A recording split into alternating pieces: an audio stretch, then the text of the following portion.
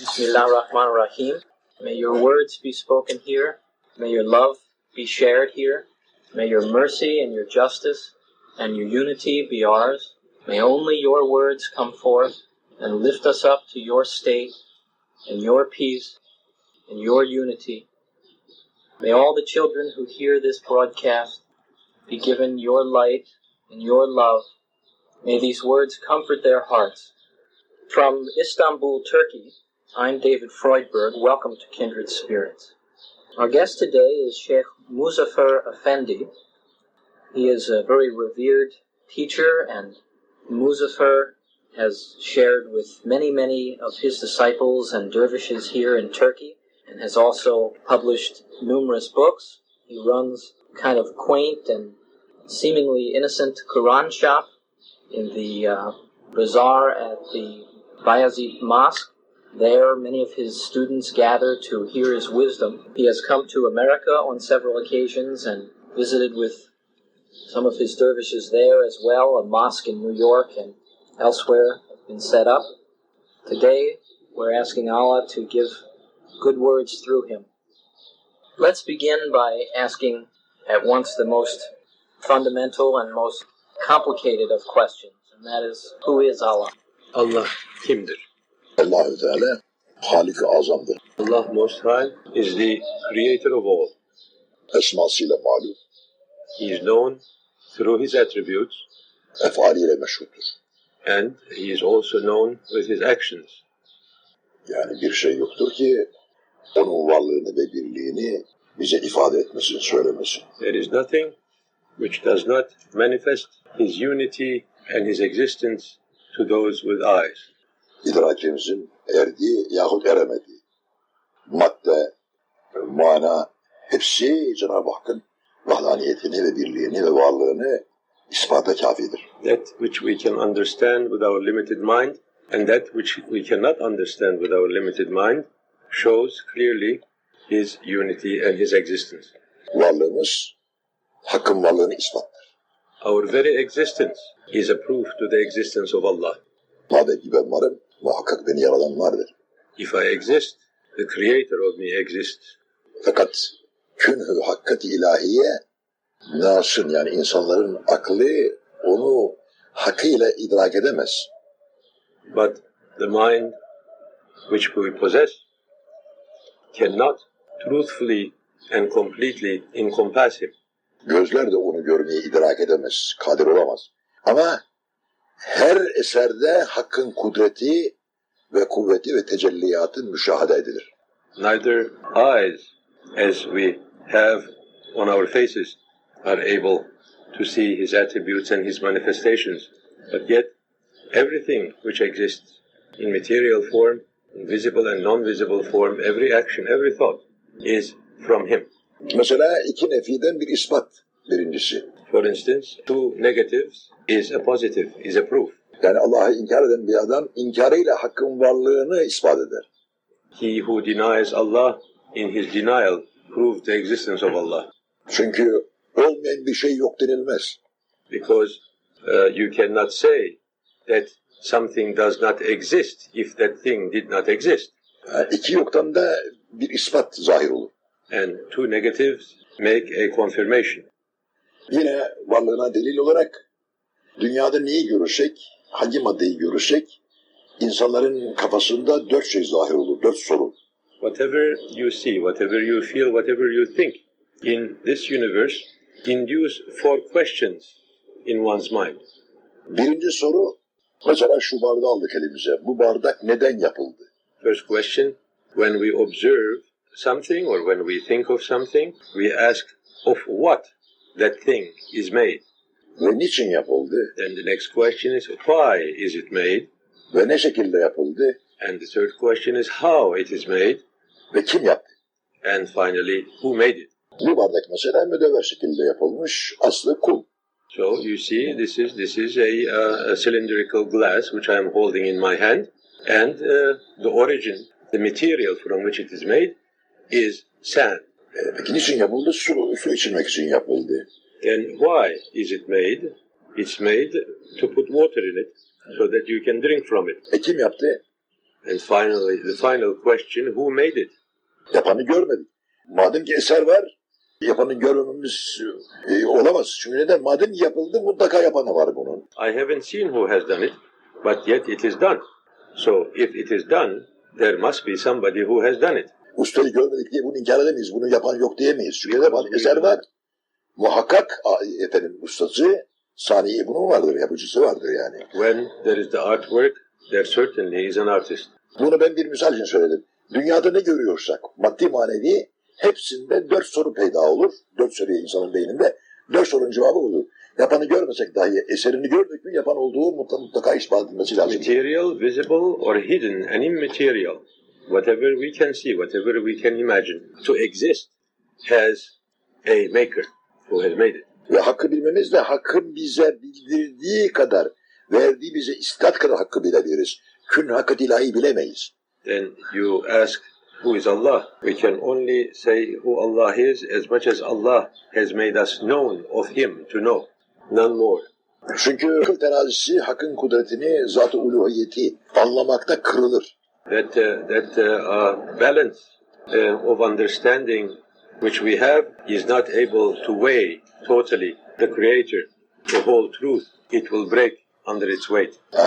Bir mertebeye kadar akıl verilmiştir. O mertebeyle insanların bu kainatta aklı muaşı, aklı muadi yaşaması için verilen bir noktadır ki ondan sonra akılın bittiği yerde, ilmin bittiği yerde akıl biter, akılın bittiği yerde ilm ledun başlar, ilm ledunun bittiği yerde de aşk başlar, muhabbet başlar. That this mind which is given to us to treat two matters, the spiritual matters and the worldly matters, come to a point of understanding. And from there comes ilm ledun. Ilm ledun, the knowledge of Allah which is only given by Allah to us and which cannot be acquired by us. If only Allah gives us, bestows upon us that we could understand. And where that finishes, starts love. And that is the final source of understanding. Birçok ayatı vardır. Âyât-ı Âfâkiyye, Âyât-ı Enfüsiyye, Âyât-ı Enfüsiyyesi vardır. Elfazı ayatı kütüb-ü semaviyedir. Tevrat'tır, İncil'dir, Zebur'dur, Kur'an'dır, diğer 100 suhuftur. There are many faces, many facets of understanding. There is the verbal understanding. There is the understanding through feeling. There is the understanding through action. The verbal understanding, which is really the final mirror of truth, is the language of the divine books, of the Torah, of the Bible, and of the Quran Most High. Âyât-ı Âfâkiyye'si işte semavata bakıyoruz. Yıldızlar, aylar, güneşler, dağlar nasıl yüceltilmiş, deve nasıl halk olunmuş, hayvanlar nasıl halk olunmuş, insan nasıl halk olunmuş. Bu da Âyât-ı Âfâkiyye'dir ki bu Âyât-ı Âfâkiyye'nin elfazı kitaplarda kayıtlıdır. The concept of understanding through seeing and observing the heavens, how the stars are formed, and how the heavens are formed, how the camel is born, and how this material body comes into existence. But what is in it, what is deeper than that, it is in verbal understanding, but the understanding of the divine word, which is in the divine books. Mesela ne gibi? İnsan. Kur'an'da yahut İncil'de yahut Tevrat'ta yahut Zebur'da yahut diğer suhuflarda insan yazılmıştır. Misalini verelim. İnsan yazılmıştır. Elif, nun, sin, elif, nundur yazılır. Ama insan bu yazı mıdır, ben mi? In all the holy books and in common understanding, man is called man. It is M-A-N. Now, what is man? The letters M-A-N or me? Benim Âyât-ı Enfüsiyye'nin Âyât-ı Âfâkiyye mukayyet olması buna benzer. Bütün mevcudat Allah'ın ayetleridir. Yani Kur'an'ın, Zebur'un, İncil'in, Tevrat'ın, 100 suhufun ayetleridir. Ama Âyât-ı Hakikiyye. Buraya gelince Âyât-ı Elfâziye ile ifade edilir. You see that all existence is the Quran. All existence is the knowledge of Allah. As I have shown you with the example of the man existing as God's prime creation, which is expressed in the 3 letters of M-A-N, that the holy books should be looked upon in this manner too. that and the relationship of the existence of Allah and His creation and the manifestation of His attributes and His manifestation of His beautiful names could be found in the whole universe of seen and unseen universes. Yet its sublime meaning is actually given with these three words. Mesela Or in the Holy Book. Şimdi sen insanı Arapça olarak da ona söyledin sen. İngilizce olarak söyledim. Söyledin ha? Yahut dolar. Dolar yazıyoruz. Dollar yazıyoruz. Yazı mı dolardır yoksa doların kendisi mi dolardır? Misal.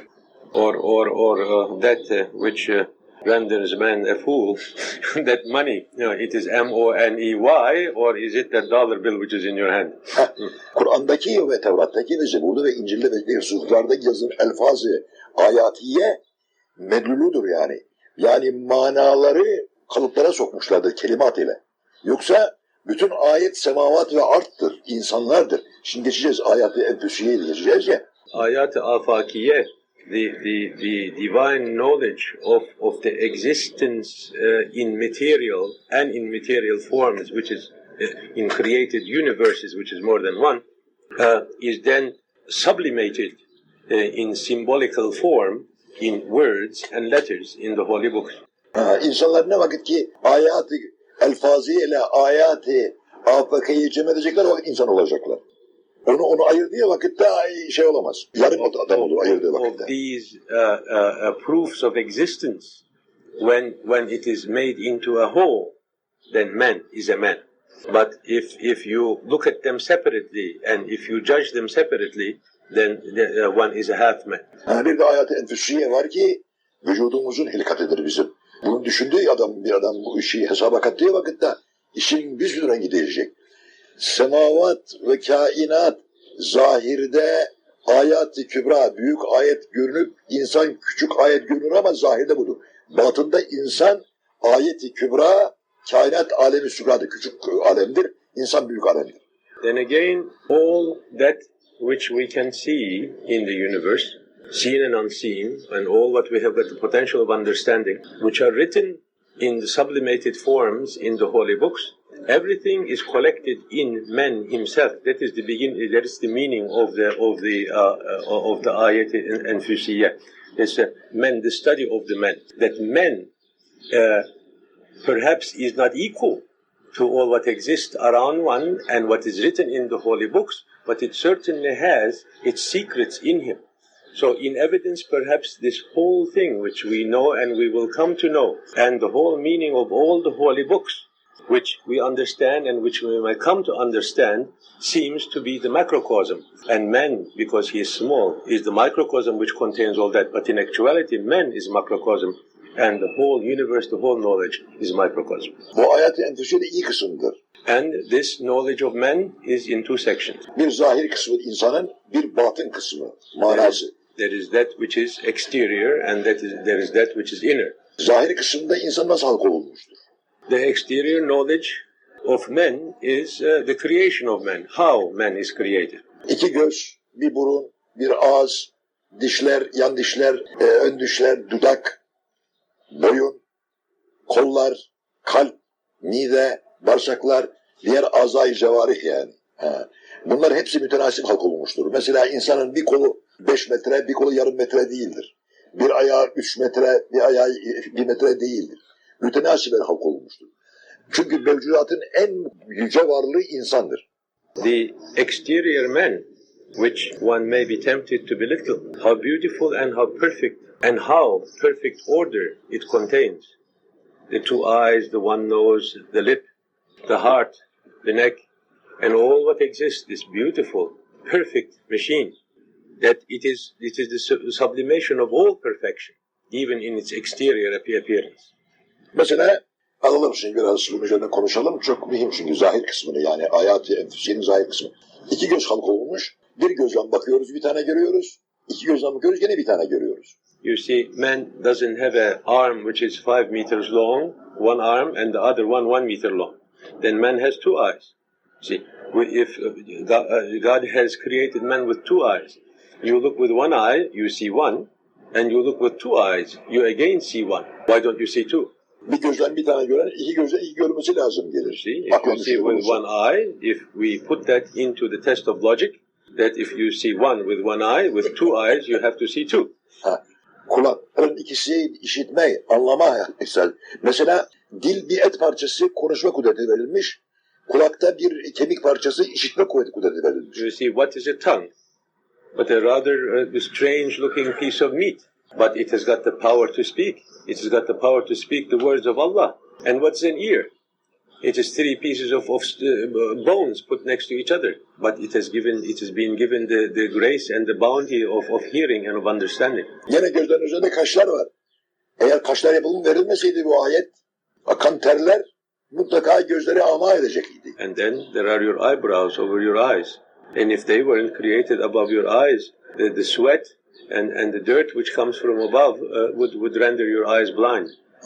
Ve aynı zamanda gözün görmesine yardımcı kaşlar. Ak kaşlı adam iyi göremez. Siyah olması lazım. And it renders a certain shade above your eyes. For instance, a man with white eyebrows and lashes cannot see as well as a man with dark eyelashes and eyebrows. Gözler de böyle. İçerisinde ufak bir gözün cevheri var. Yani bebeği tabir ettiğimiz cevheri var. Bu cevherin muhafızlığı için kirpikler verilmiş. Eğer göz kapakları halka olmasaydı insanoğlu tozdan gözünü beri kılamayacak. Gece yattığı vakitte gözüne herhangi bir şey kaçacaktı. Ne yaptı? Kirpikler de birbirine takılmamak şartıyla gözü muhafızlığı için halka olmuş. That just look at your eye and what is around your eye. Look at the structure of that eye. The lens, the nerves, everything which exists. What a beautiful machine it is, and how well protected it is, and how well order is created in it. Hayvanlara dikkat edilirse gözleri yanlarda. Çünkü düşmanını yandan görmesi içindir. If you notice, İnsanın karşıya bakıyor, karşı tarafa bakıyor gözü. Önünü görsün diye. If you notice, the animals have their eyes on the side of their faces to see to protect themselves and to see their enemies. But man has their eyes in front of him to see what is in front of him. Bir kudret-i kamile bunu halk etmeseydi herkesin birbirine benzemesi lazımıyırken bütün mahlukat ilahi hiçbiri birbirine benzemek şartı. Aynı olmaz. Benzer kadar aynısı yoktur. Aynı olmamıştır. Aynı. Isn't that strange that Allah has not created two things which are equal to each other? Each and single creation is different from one and the other. They are resembling.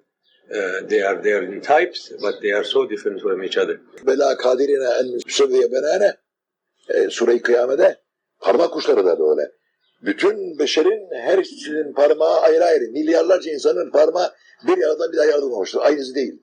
In Sure-i Kıyama it is mentioned that all these billions of men that they are as different each other as their fingerprints.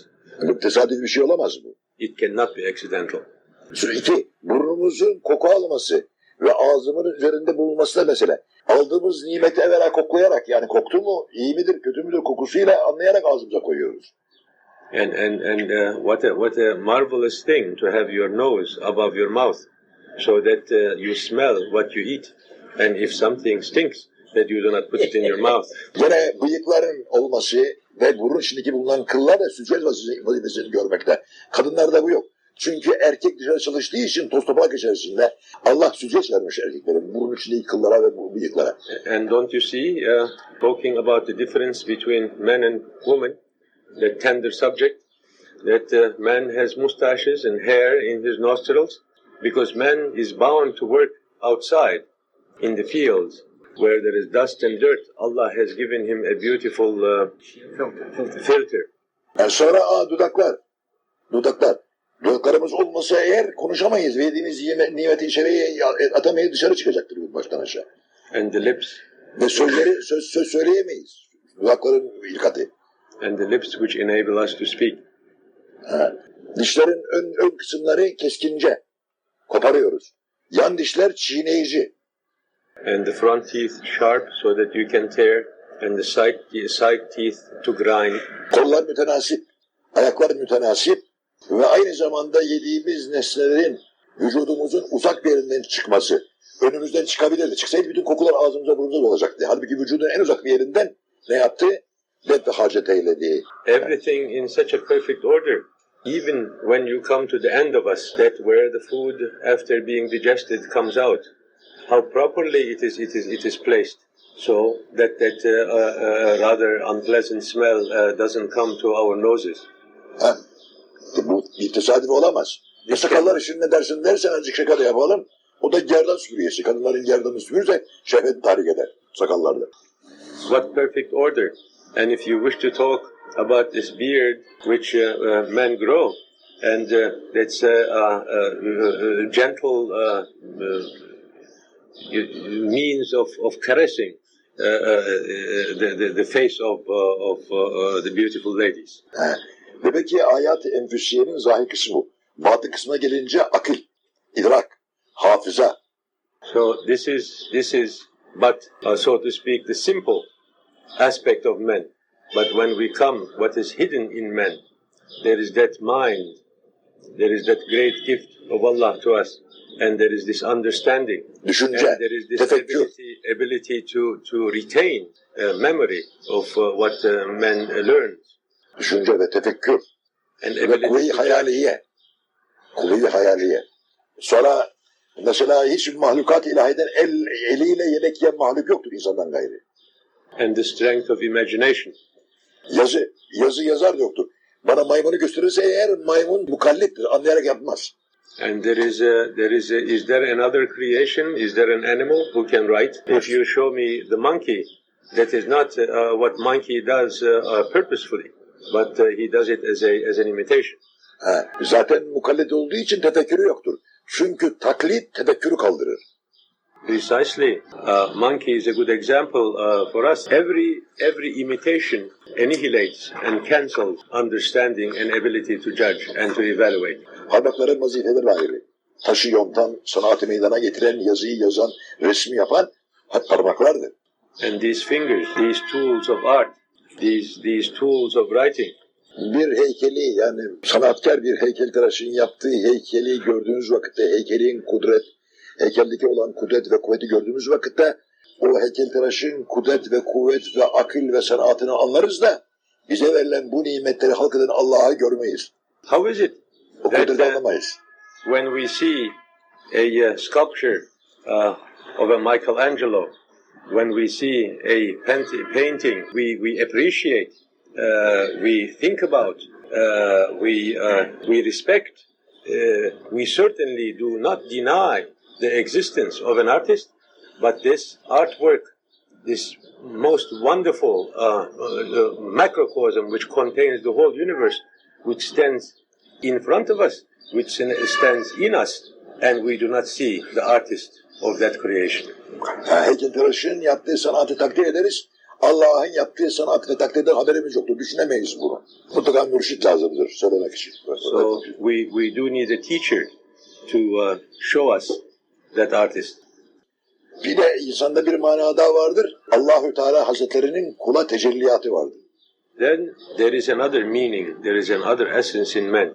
It is the coming of the manifestation of Allah in him. Cenab-ı Hak insanoğlunu şu şekilde halk etmiştir. Misal verelim.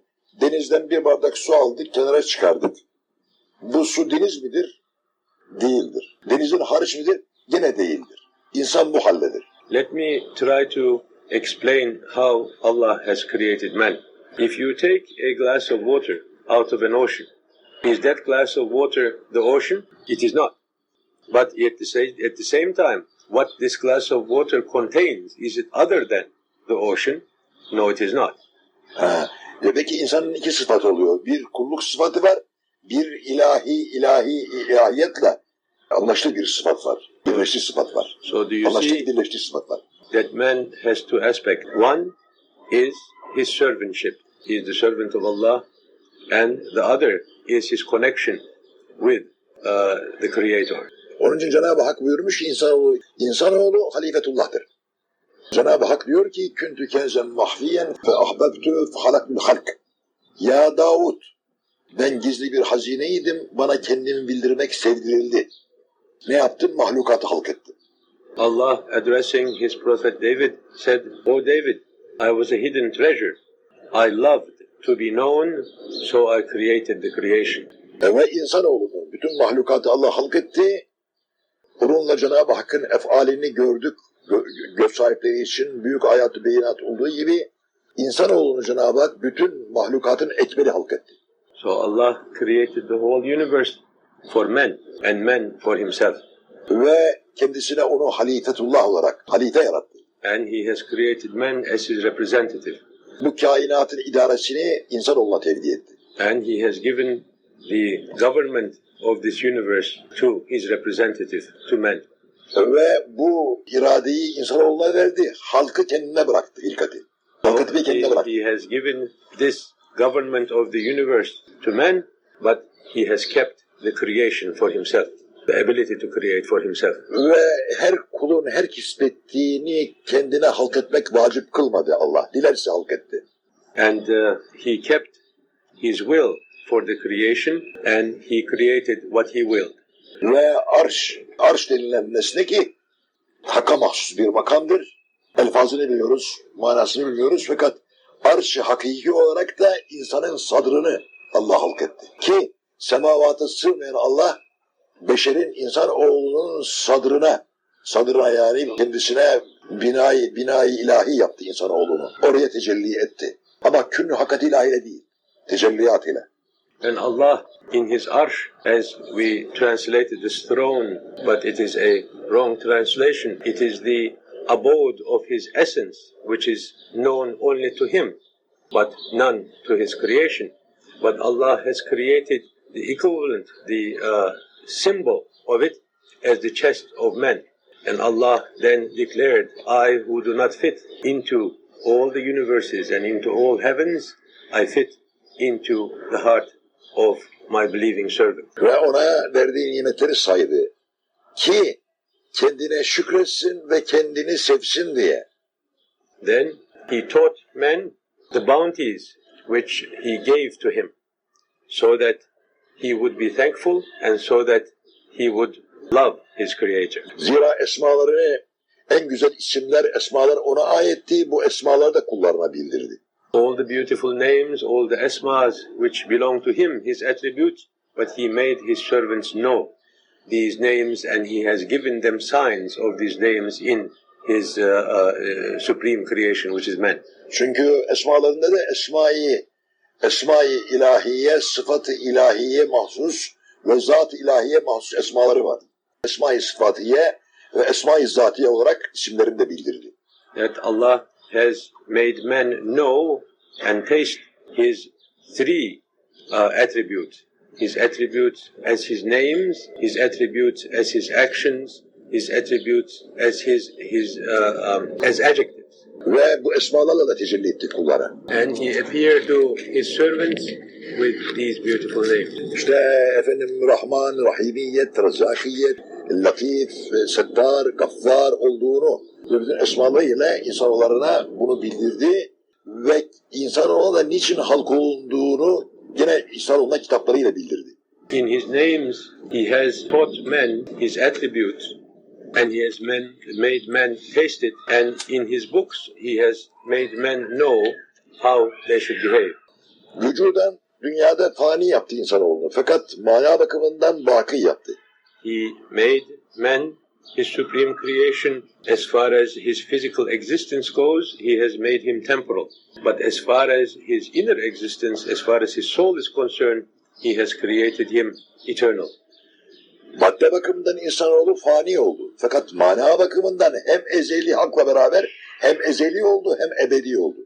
As far as his body is concerned, man is temporal. But as far as his meaning, as far as his soul is concerned, he is before and after, as Allah is. Gafiller mücerred Allah'ı gökte aradılar, kendinden hariç aradılar. Arifler hakkı kendinde buldular. The unconscious ones, they have sought men outside of themselves. The ones who are aware, the ones who know, have found Allah in themselves. Yani Âyât-ı Âfâkiyye ve Âyât-ı Enfüsiyye ile hakkı arayanlar uzun yola gittiler. Ama Âyât-ı Enfüsiyye'de bulanlar hakkı kendilerine buldular. Çünkü Allah buyurdu ki ben size sizden yakınım demişti. Because Allah tells us that I am closer to you than your jugular vein, than you are to yourself. Those who seek Allah in heavens and in universes, in materials and in things unseen, Or those who seek Allah in His books, they have taken the long road. Those who seek Allah in themselves have chosen the short road. Allah'ın lütfu, galebesi ve keremi ve kahrı her şeye yer tutmuştur ama en yakın olan yol insan kendinden hakka gitmesidir. Çünkü en yakın insana, Allah'ın yakının olduğu yer insandır. It is true that Allah manifests Himself in everything, but what is closest to you is yourself, and Allah is there. Allah mekanlara mekan oldu. Allah has become space to spaces. Çünkü bu kainat yaratılığında Allah nerede diye bana biri soracak olursa bir mekanda olması lazım gelir ki haktan evvel mekan olmaz. Öyleyse mekanların mekanı Allah küllü şeyin muhit, her şeyi ihata eyledi. There is no place for Allah because He has become the place of places. Because before Allah there is no place, there is no space. 3 milyar 319 milyon bilmem kaç sene olduğunu haber veriyor İbn Arabi Hazretleri. Kainatın kadar. Çok mühim konuştuğum söz. Çünkü ne oluyor? 10.000 sene iyice sığdırdıkları vakitte Tevrat'ta 10.000 seneyi gösteriyor. Halbuki arkeolojide uğraşanlar bir kelle buluyorlar 3 milyon senelik, 5 milyon senelik bir asar buluyorlar. Öyle değil. İbn Arabi diyor ki 3 milyar 319 milyon sene bilmem küsuratı da var hatırımda kaldığına göre böyle. Yani şimdi burada hitap ya beni Adem yani Ademoğulları bize hitap ettiği için söyleniyor bu söz. Hadis-i Kutsi'de ey Ademoğulları bütün mevcudatı, semavat, art, dünya, ahiret, bilinen, bilinmeyen alemleri senin için halk ettim. Seni de kendim için halk ettim diyor. The reason that Allah addresses us as the sons of Adam is not as in the Torah it's said that Adam alayhi salam is created 10,000 years ago. When Allah addresses the sons of Adam, He's addressing you and us. And Allah says in a hadith Qudsi, in a tradition of the Prophet, I have created the whole universe for you and you for myself. Zira Adem'den evvel kavimler var, milletler var dünya yüzünde. Adem'den evvel kavmi Can var, ondan evvel kavmi Ben var, ondan evvel kavmi Tem var. Bunlar milyonlarca sene yaşamış mahlukat-ı ilahiye. There are many races prior to Adam who lived billions of years. Hatta şeytan işte kavmi Can'dan kalma bir tane. Bir tane numunelik bırakmış. You see, one of the races which lived prior to Adam is the race of Can mı buyurdun? Kavmi Can'dan evet. Can and the devil is from that race. Bir tane numune bırakmış oradan. So Allah has left one sample. Öyleyse insanoğluna bu sözü hitap edince beni Adem yani bizlere hitap ettiğini söylüyor bunu. Ademoğullarıyız biz. Efendim gene şurada aklıma geldi onu da söyleyelim. Diyor ki Şeyh Ekber Hazretleri manada manevi alemde Kabe'deydim ben Hazreti Adem'e rast geldim diyor manevi alemde. Adem'e sordum. Dedi ki ben yaradan Ademlerin en sonuyum dedi diyor.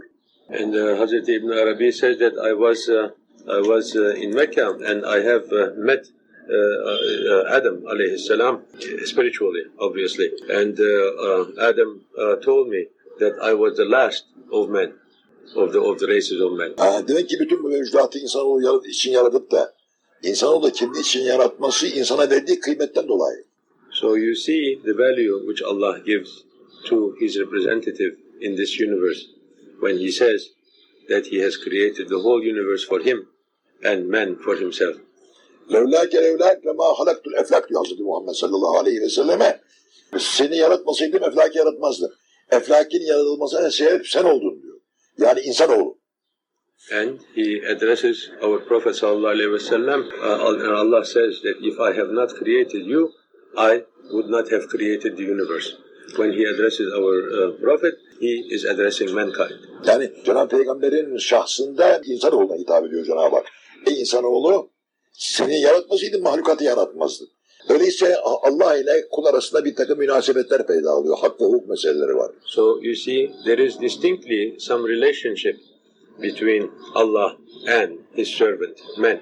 Onlar da işte kitaplarıyla size halk ettim, bu kadar size nimetler verdim, bunu yapacaksınız, bunu yapmayacaksınız, şöyle yapacaksınız, bana bu şekilde geleceksiniz diye bir takım emirler ve nehiler, yasaklar verdik, gösterdi. So all around one, for those who can see and for those who can read in all the holy books, Allah tells to His servants how He should behave, how He should live on this planet, what He should do, what He should not do. Rahmetiyle de tecelli etti. But he is all merciful. Allah diyene cevap verdi.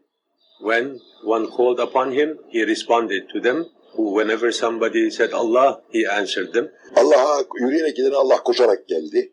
Those who walked towards him, he ran towards them. Evet, bütün sevdiklerini de insanoğlundan seçti. And he has chosen those whom he loves amongst men. Çünkü halifetullah yapmış diye. Because he has made him his representative in this universe. Evet, başka varsa sorsunlar. Does that answer all your questions, or do you have some other questions to ask? İtiraz var, itiraz edebilir, serbest. And if you have got any questions or any objections to what I have said, please make your objections. Surely I have no objections. Sufiyat. What is the inner meaning of Sufi? Tasavvufun yahut da ehli tasavvufun, aynı zamanda ehli tasavvufun iç manasını yani. İç manası işte sofiye, sofiler kalplerindeki bulunan bütün küduratı atarak işte bu Halik-i Azam'ı kendilerinde bulan sofi derler.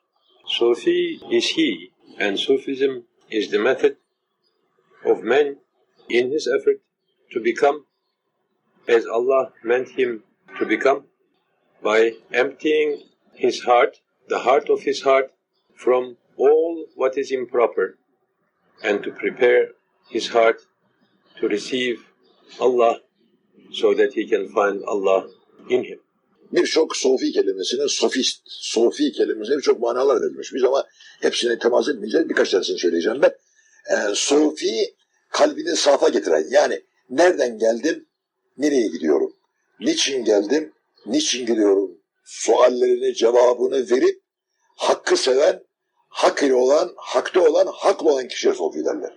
There are many meanings in many cultures which is given as meaning to Sufism, to that word Sufi. But I will opt for the meaning of Sufi which comes from Saf, from pure, the one who is pure his heart. This is the man who ponders, and who ponders with his whole life, with his whole action. Where have I come from? Where am I going? Why am I here? And answering those questions and acting about his answers to these questions, who purify his heart. Ahlakını ve varlığını zühd ile ve ibadet ile geçiren ve ibadeti hakka seve seve yapan ve Allah'tan razı olup Allah rızasının dekiyle sohbet ederler. He is the one who is content, who is pleased with his Creator, and who is the one who is trying that his Creator be pleased with him. Sofist kelimesinden gelme değil İslam'daki sofi. Sofist kelimesinden değildir. Sofist kelimesi Grekçedir. Sofi kelimesi İslam'da evvela bidayette İslam sofilerine zühhat ve ubbat diye nam verilirdi. Sonra sofiye kelimesi sof gidiklerinden dolayı ve kalplerinin safa gidiklerinden dolayı sofi lakabı verilmiş ki sofilerde kalpleri tertemiz, hak aşkıyla nurlanmış, Allah'ın verdiğine razı ve Allah'tan razı olan ve Allah'a hakkıyla seve seve ibadet eden, hakkın bu kudretlerini düşünerek, bu nimetini düşünerek Allah'a seve seve ibadetine sofi demişlerdi. Some Western scholars think of this word as coming from the Greek word sophist. I do not believe in that, because the Muslim Sufis, at the beginning they did not call themselves Sufis. They called themselves the pure ones. They called themselves the ones who spend their time in prayer and in meditation. And because they dressed soft wool, and because they have wanted to make their hearts soft, pure, then they adopted the name of Sufi. Sufi demek kenara çekilip böyle insanların ayrılan, kendi başına kalıp kendi başına ibadet eden manasına da değildir. Also, the meaning and the action of the Sufi is not he who goes and hides himself in a cave, or who goes into seclusion and keeping himself from mankind. İnsanlar arasında bulunup insanları hak yola götürmek için insanların cefasına katlanan kişiye sofi derler. He is the one who is amongst men, who is the one who loves men and who suffers whatever comes from men, and he is the one who serves men. That is what a true Sufi is. Sufi malıyla, canıyla, lisanıyla, her haliyle insanları refaha, saadete, felaha, nicata güten kimsedir. Sufi is the one with his intellect, with his words, with his possessions, with his very life, who serves mankind and who serves God's creation. Sufi kenara çekilirse eğer, insanlardan ayrılırsa cemiyetten çıktığı vakitte Sufi şu şekilde çıkar.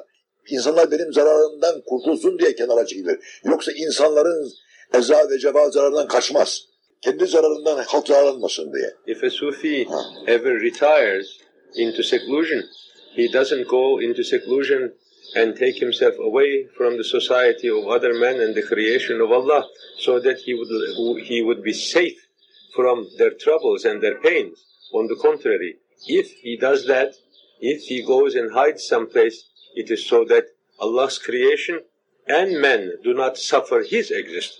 Sonra Sofi'nin elinden ve dilinden insanlar hayır görür, şer görmezler, zarar görmezler. From the hand and the tongue of the Sufi, men do not suffer. Men but profit from his existence, from his words and from his actions. Kötü insanların dahi kötülüğünü görse ona mukabil kötülük yapmayıp onlara hayır ve dua ile onlara hakka yönetmeye çalışana Sufi derler.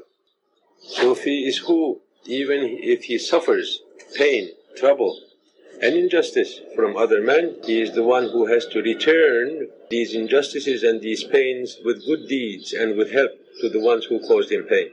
Evet. Kafi o kadar fazla. O koca Is that sufficient? Turkey traditionally has been a place where people have studied the Sufi ways, such as you've just described for us.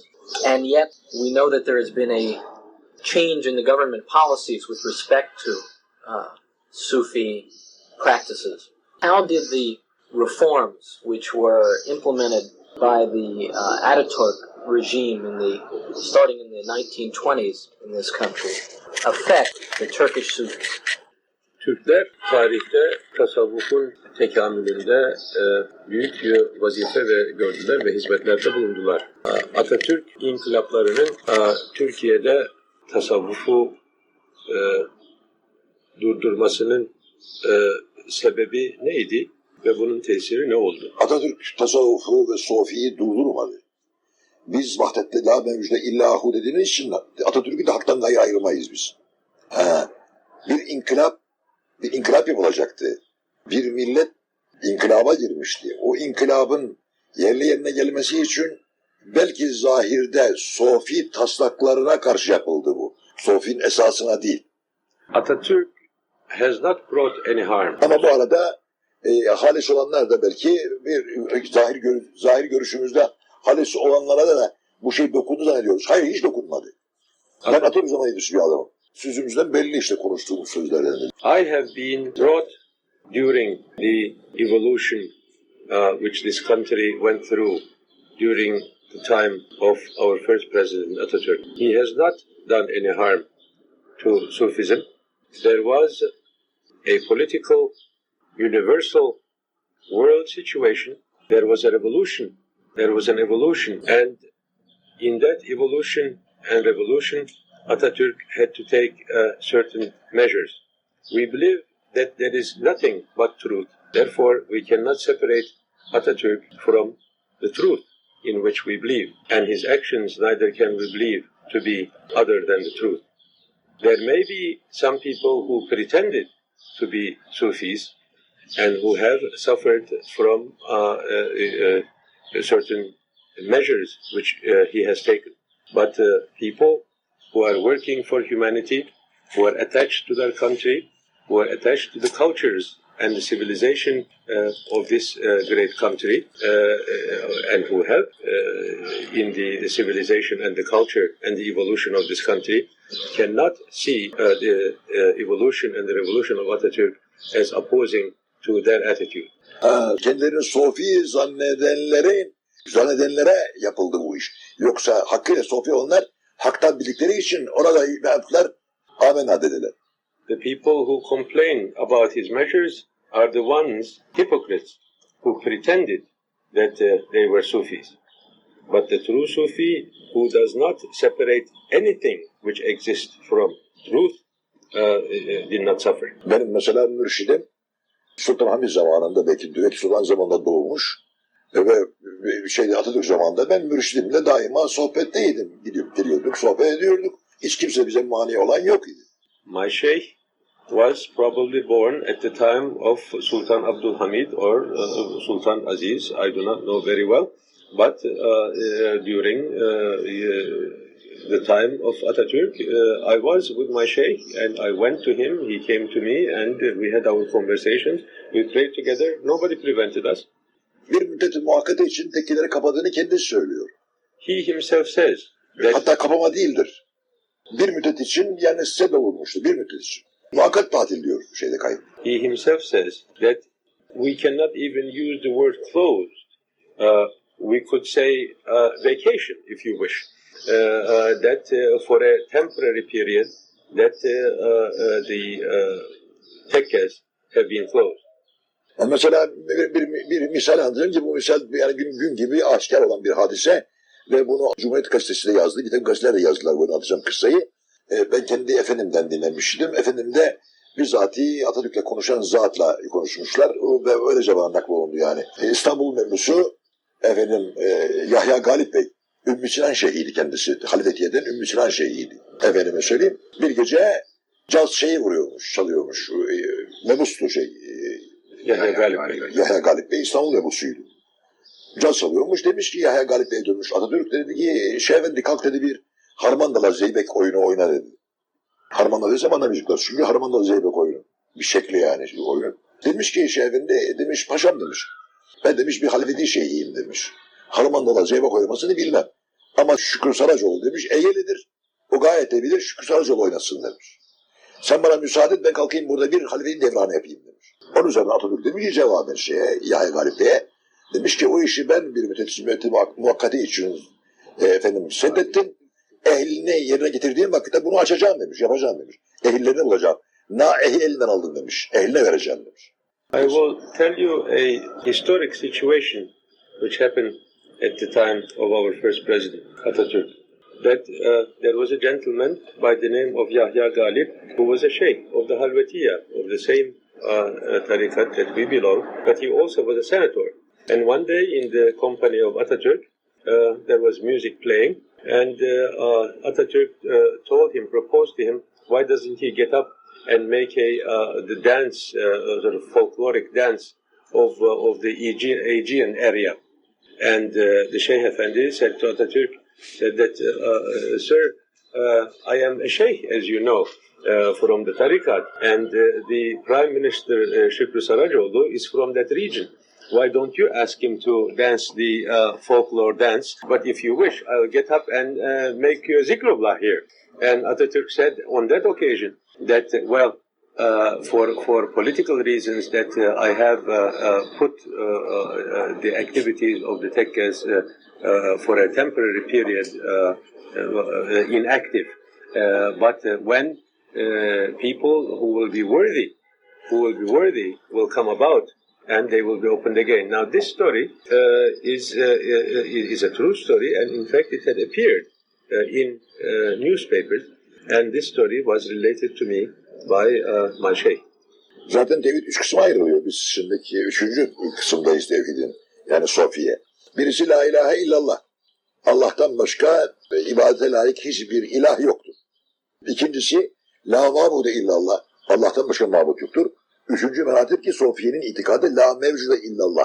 Allah'tan başka bir şey olduğuna göre her şey hak olduğuna kailiz biz. My response to that question perhaps is best in this principle of Sufism. There are 3 levels, 3 stages, 3 steps of Sufism. One is in the meaning of la ilahe illallah, that there is no deity worthy to worship but Allah. And the second one is that there is no entity but Allah. La mabuda illallah. The third at which we are, which is la mevjuda illallah, which means nothing exists but Allah. So, don't you see, whatever exists, which people in their ordinary minds may qualify or justify or judge in whatever manner, but my attitude, our attitude is that whatever exists and existed is truth, and all truth is Allah. Zira küllü bin illah'tır. Her şey haktandır. Because everything comes from Allah. Bitti o kadar. Kur'an-ı Kerim'de söylüyorum yani. Ma asabeke min hasenin fe minallah ve men asabeke min nefsik kul küllü min indillah. Her şey haktandır. Biz hak olarak kabul ediyoruz yapılan harekatı. Çünkü Cenab-ı Hakk'ın bir takım esrar ilahi vardır ki insanların idraki bu esrara ilişemez. Mesela ne gibi? Allah Firavun'un kucağında Musa'yı büyütmüştür. Aklın olsa Musa Firavun'un kucağında büyümemesi lazım gelirdi. Onun için esrar-ı ilahiyedir bu. Allah böyle tecelli etti, öyle oldu. Külüm indiler. Allah'tan kabul ediyoruz. Hiçbir şeyimiz yok yani Sofi'ye mani olduk. Yani hiçbir şeye mani olmamıştır. Yani Sofi'yim zanneden, Sofi'yim diye, Sofi taslaklarının belki onlara karşı bir cephe alınmıştır. Fakat bunun içerisinde bazı ehli hakta belki incinmiştir. O da insanlıktır. Tabi kuldur filan. Yoksa Allah'tandır hepsi. Everything is from the all truth. Ama iyi tercüme et burasını, çok bilimci konuşuyor. Everything is from Allah. And then there are, as I have earlier said, certain mysteries which men with the ordinary mind cannot understand. There are certain things, as I have said earlier, which ordinary people may judge as this and that. But we do not judge. We believe that everything is from Allah.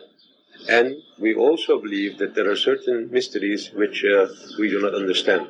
My response to this question is, again I say, that those people who pretended to be Sufis and who did what they did, which opposed to the evolution and the revolution which was absolutely necessary for the existence of this great nation, suffered perhaps from that.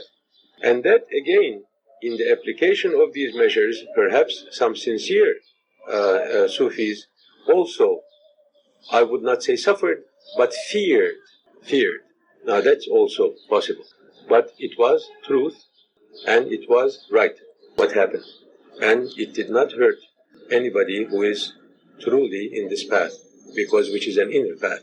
Evet, bu kadar verdiğimiz malumat kafidir. I believe this is sufficient. Çünkü fazla esrar-ı ilahiyi de açmaya kalkarsak ki Allah bana bunları bildirmiştir bazı şeyleri.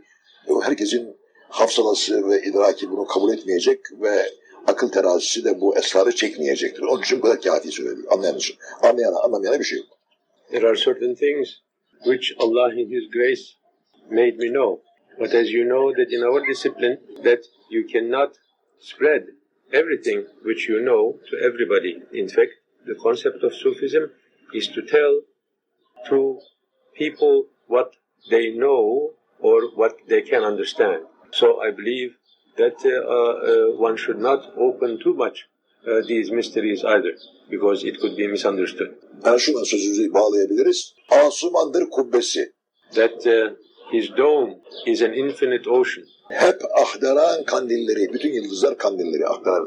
And all the stars are his lamps. En ziya bahşa kanadili güneşle mahdır. En parlak kandili de güneşle aydır. And his biggest lamps are the shiniest lamps are the moon and the sun. Seddedilmekle tekaya kaldırılmaz zikri hak. Tekke kapanmakla Allah'ın zikri kaldırılmaz ki. And you cannot. Kalkmaz ki. Kalkmaz ve kaldırılmaz. This is the tekke of the universe. How can one close such a tekke where the sky is its dome and the stars are its lights? Cümle mevcudat zakir, kainat dergahtır. And all the existence are the dervishes, and the whole universe is the tekke. How can you close that? Çünkü hiçbir şey yok kainatta Allah'a zikretmesin. There is nothing in this universe who doesn't remember and who doesn't glorify the name of Allah. Allah'ın varlığını inkar eden bir münkirin vücudunun her zerresi Allah'a zikreder. Somebody who denies the existence of Allah, every atom in his body is shouting the praises of Allah. Allah öyle diyor Kur'an-ı Kerim'inde. Beni zikretmeyen hiçbir şey yoktur. Hepsi beni zikreder. Fakat siz anlayamazsınız diyor kulları. Umumi dildir kaide. Bu ayeti kerime umumi dildir. Yani ekseri halk anlamaz manasına. Yoksa duyanlar duyuyorlar. Şu iskemleydi, şu demirdi, şu çamurdu, bu kuştu, bu ağaçtı. Hepsi Allah'a zikretmekte. Duyan duyuyor zikrullah'ı. Ama anlamayana bir şey yok. Allah says in His Holy Quran that all existence remember me and glorify my name. But my servants do not hear. But this, Efendi says, is not exactly right either, because the ones who can. that this table here is remembering Allah and glorifying His name. This very microphone is remembering Allah and mentioning His names. Her şey Allah diye feryat ediyor. Her şey Allah diye feryat ediyor. Everything is crying Allah. Her esma zahir olmuş. And every beautiful attribute of Allah is evident right there in front of your eyes. Âyât-ı Enfüsiyye'ye iyi baksın. Look at in yourself. Thank you very much.